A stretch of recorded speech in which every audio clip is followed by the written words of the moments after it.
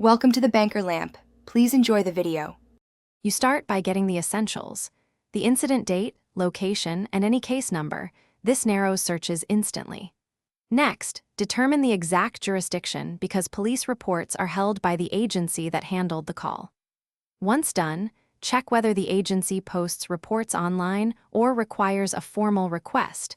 Make sure you have a photo ID and a payment method for possible fees. Acting on these first steps saves time and avoids chasing records you cannot access from another county. You next navigate the agency's online records portal or public records page.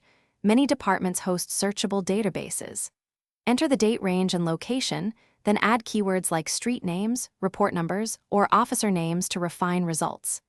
If you get many hits, apply filters for incident type or time. That reduces noise.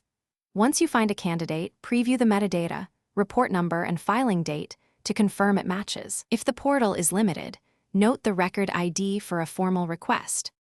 You complete the process by submitting the online request or email form, attaching your ID and paying any fee. Include the report ID or precise incident details so staff can locate it quickly.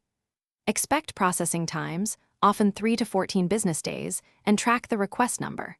If you don't receive the report, contact the records unit and ask why. Sometimes redaction or jurisdiction limits block release. If denied, escalate with a formal public records request or appeal under local access rules. This is your key troubleshooting. Thanks for watching. If this was helpful, leave a like and consider subscribing. See you next time.